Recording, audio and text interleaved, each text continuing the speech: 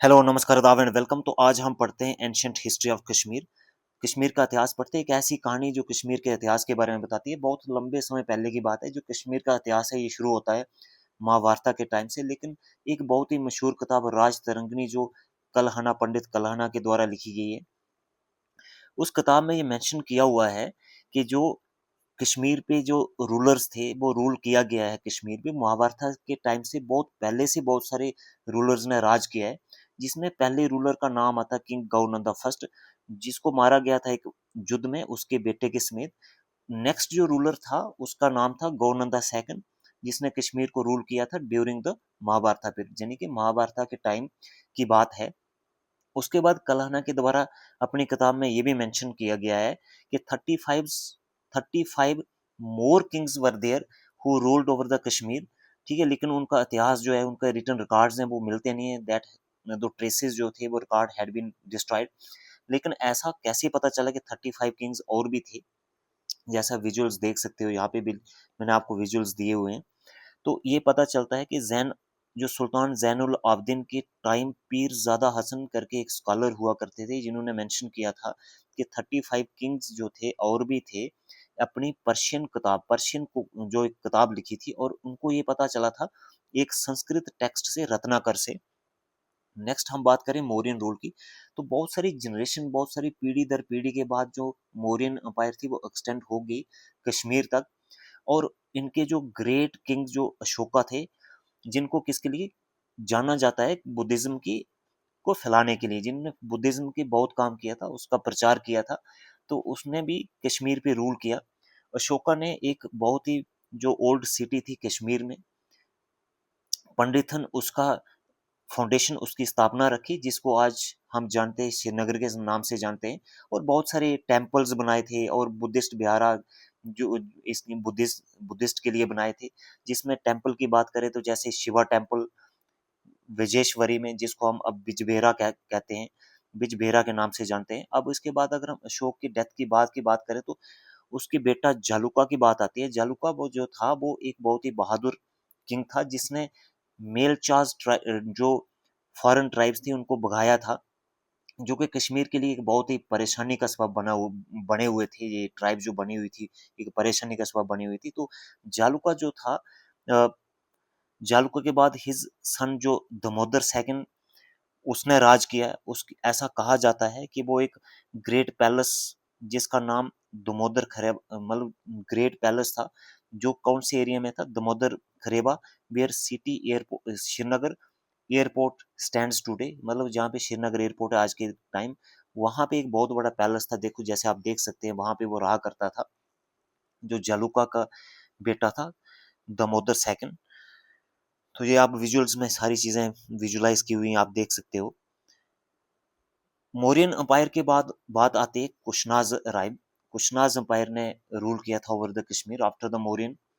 अब बात करते हैं, कुशनाज के कंट्रोल में आ गया कश्मीर, जो एक पावरफुल राजवंश था। कहाँ से आया हुआ था? सेंट्रल एशिया से आया हुआ था। और कलहना ने अपनी बुक में ये भी मेंशन किया हुआ था कि जो किंग्स थे, कुशनाज किंग्स, उनको तुरुष्काज किंग्स के नाम से जाना जाता था। ये आप याद रख सकते हो, ऐसा पूछा जा सकता है। उनमें से जो बहुत ही मशहूर, जो फेमस थे, जो प्रसिद्ध थे, एक हुश्का, जोशिका और कनिष्का थे। इनने अपने नाम पे कुछ टाउन, कुछ कस्बों की, जो कस्बे थे, उनको उनके फाउंडेशन की स्थापना की हुई थी।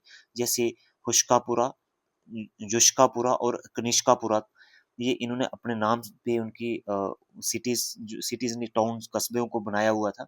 कुशनाज जो थे उन्होंने बहुत सारे टेम्पल्स के लिए जाने जाते, टेम्पल की कंस्ट्रक्शन के लिए, और बिहाराज की कंस्ट्रक्शन बुद्धिस्ट के लिए, वो उनके लिए जाना जाता। और उन्होंने प्रमोट किया था रिलीजन और आर्किटेक्चर, जो हमें देखने को मिलता है।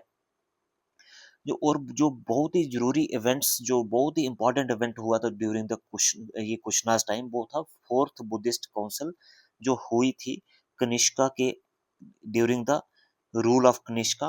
कुंदलावन जो जंगल इधर है, कश्मीर में, हरवन में, जो which is close to the Shalimar garden.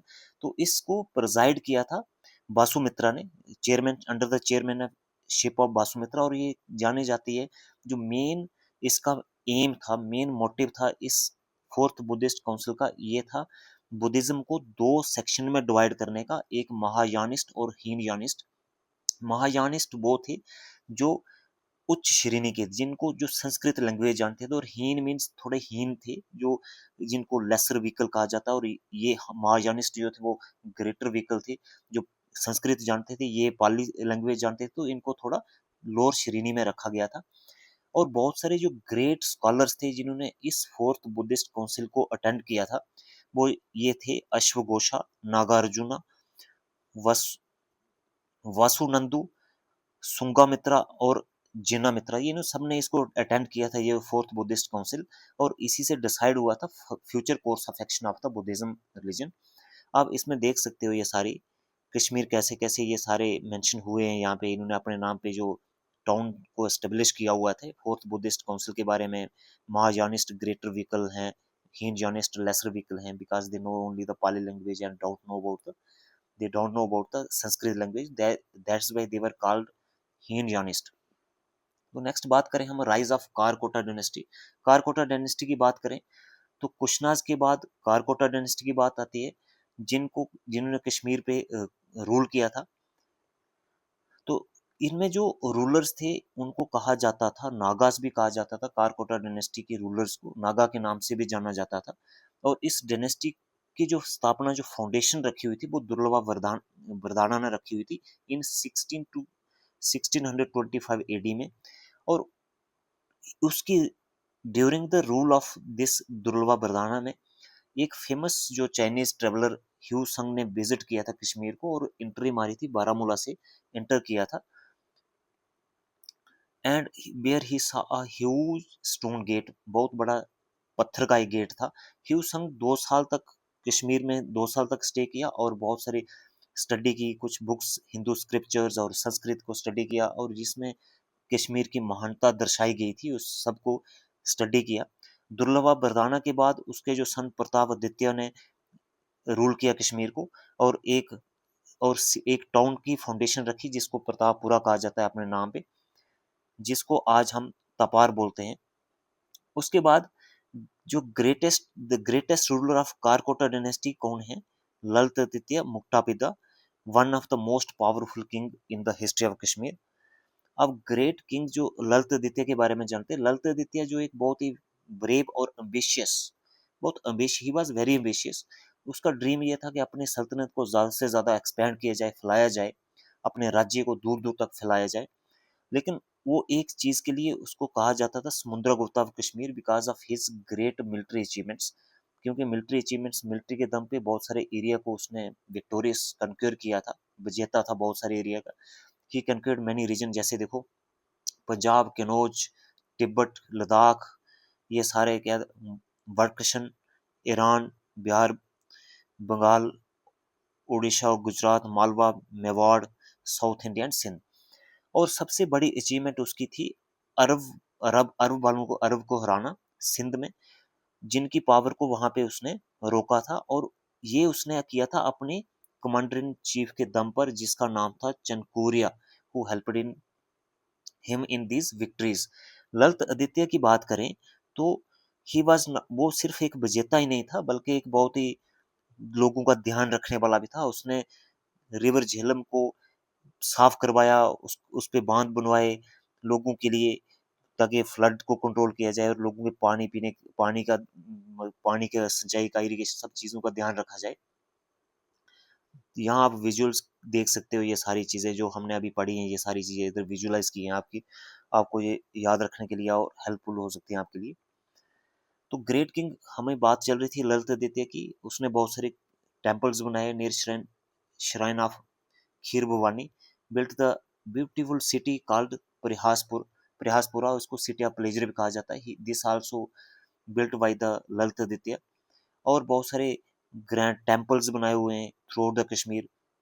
उनमें से जो सबसे मेन फेमस है वो है सन टेम्पल एट मटन, ठीक है, Martand Kareva, built on Martand Kareva, which still stands as a symbol of splendour of his reign. उसके टाइम का आज भी वो एक विटनेस है, उसके टाइम के, जो सन टेम्पल एट मर्टन है। ललित आदित्य की बात करें, वो एक बहुत he was the lover of the learning, उसने बहुत सारे स्कॉलर्स को अपने कोर्ट में रखा हुआ था, जिसमें से एक बहुत ही महान कवि बावाभूति बाभूति was one of the learned men in his court. After the Lalit द्वितीय की डेथ के बाद उसकी डायनेस्टी थोड़ी वीक होती गई, डिसइंटीग्रेट होती गई।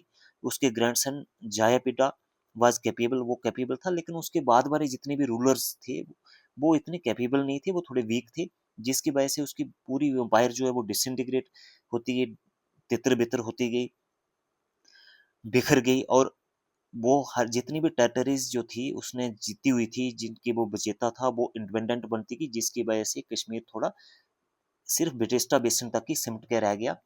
इवन द काराकोटा पीरियड जो है वो उसको जाना जाता है कि एक सुनहरा जो एज है, समय है of the एनिशंट history of Kashmir के नाम से जाना जाता था। इसके लिए हिस्टोरियन डॉक्टर पीसी रे ने भी इसको बहुत प्रशंसा की है इस चीज की। ये आप ये लिखा हुआ है, आप पढ़ सकते हो। Never before the Karkota period had Kashmir performed such a feat nor was able to repeat it in future. और इसमें हमने जो भी पढ़ा है, so the story of ancient Kashmir की बात करें, जो पूरी कहानी हमने एंशिएंट कश्मीर के बारे में पढ़ी है, ये हमें बताता है great kings, mighty empire, scholars, temples और golden age of glory, making Kashmir one of the most remarkable region in the early history of India. तो इसके साथ ही हमारा ये आज का टॉपिक खत्म होता है। Thank you very much for watching.